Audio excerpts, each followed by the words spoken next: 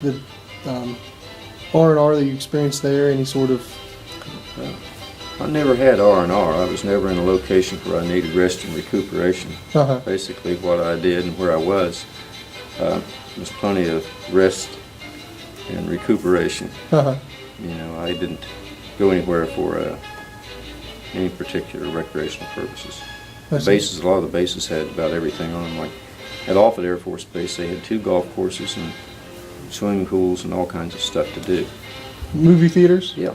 Okay. Yeah, all the bases had a PX, a movie theater, bowling alleys. They had a gym. They had rec centers with pool tables and ping pong and anything you'd want to do. It's just a couple of bases overseas in Thailand that didn't have very much to do. But most of the other places had all the facilities. Okay. During your times in Japan, you were there more than once, correct? Is there anything that you'd like to comment about? I mean, being, you know, post-war, anything that may have affected the relationship there? Or I mean, I know we were there, of course, but I mean, with the people and being military. At that time, their economy wasn't what it is today. You know, things were fairly cheap. You know, there was a lot of congestion as far as, you know, it was close to Tokyo, stationed there. And they had 5 bases around there, so there's a lot of military going on, but there wasn't much that I can say about it. I know they had the Olympic Games over there in the 60s. I didn't go to that. I'd like to have attended that, but it's just, you know, shift work and things like that. I just didn't get a chance to go. But do you think their situation was improving? Oh yeah. Yes. Yeah. I mean, they were hard-working people. You can see that.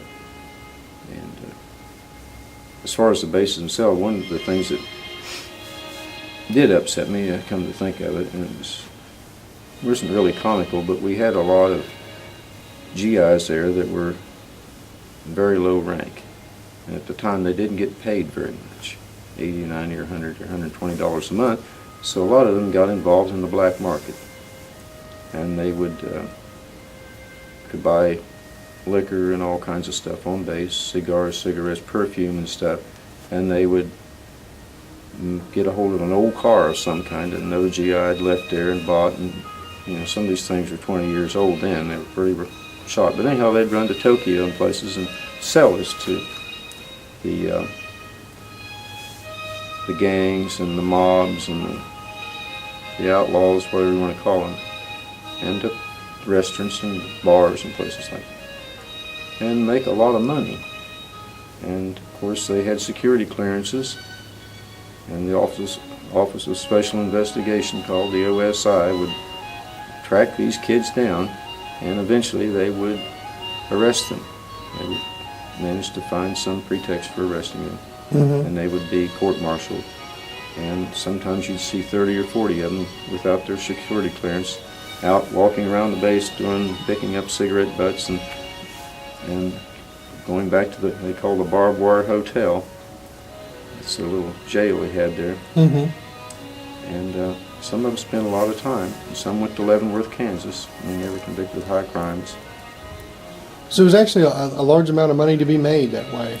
I mean, it was compared to what they had. You know, they could buy a bottle of cognac for $2, and of course the people that were leaving the country, they had a double ration that they could unload, so they'd just stay over where the terminal was, and they'd get these other GIs to go over to a package store. That's where they bought their liquor, and buy 16 bottles of liquor and give them $16 or something like that, and then go sell it for, you know, $10, $12, $15 a bottle.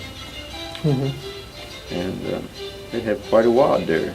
And of course, sometimes they gambled and lost it, and got back to bases. Somebody had robbed them. Happened a few times. But that's just the way it was. And same thing in Berlin, Germany. I had a 2-year tour there. It was the last overseas tour I had, 1978 to 1980, and of course, Berlin has a lot of Turkish people in it. They brought those folks in during World War I to do a lot of the work. to free up men for the military. Mm-hmm. And there's a lot of heroin, pure stuff, would come into Berlin. Mm-hmm. And GIs would get involved in that, similar to what was in Japan. In Japan, were the items that they were selling, were they illegal, or was it just higher price for them to get? Well, you weren't supposed to sell anything of the base, the commissary and stuff like that on the open market.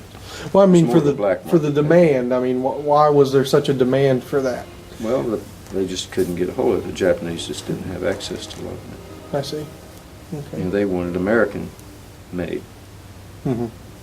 Yeah. In Germany, with the drugs you mentioned, I mean, it was more of just a financial thing, or did some of the GIs actually get involved in doing the drugs, or? I don't think too much. Mm-hmm. Not too much, no.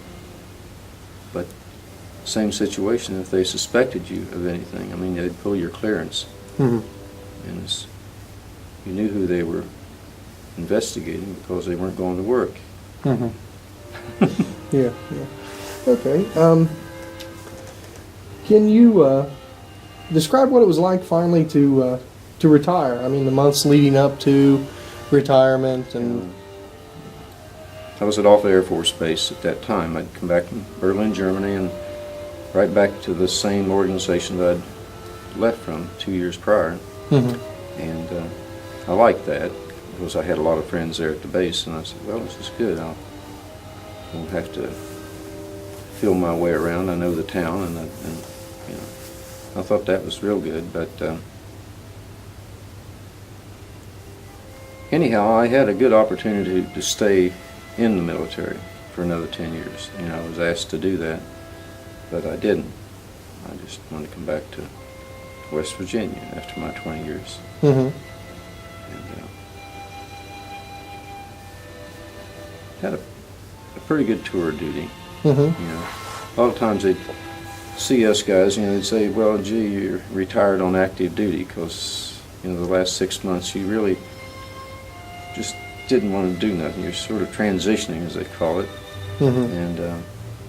And then usually there would be a replacement there, learning your job, so Uh-huh. I would take over. So you could slough off and have a little more free time.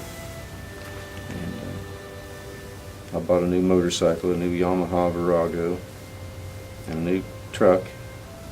Saved a little money, so I was ready, itching to go. Uh-huh. Didn't wait. The last day I was there, I left. Uh-huh. Didn't hang around. Right on. Okay. And you said you were able to use the GI Bill. Yes. Okay. Do you have anything you would like to add? I mean, possibly some advice to individuals that are currently serving in the military, or young people who are thinking about considering joining the military.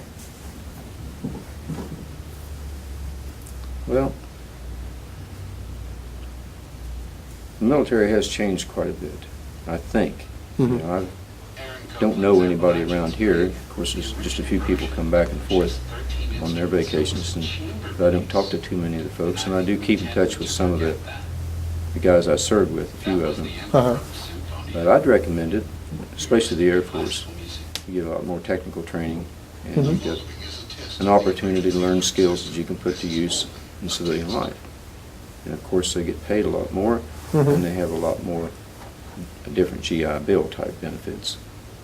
So if you're stuck,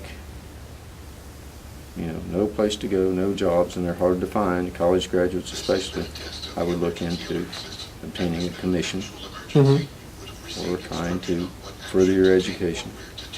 I'd recommend it because you're not in combat as much. If that's something you're afraid of, they're going to Iraq or someplace, yeah, but you're going to not be right out there on patrol Mm-hmm. unless you're in a forward reserve or something doing something. Mm-hmm. It's a pretty good life. Mm-hmm. I thought. Okay.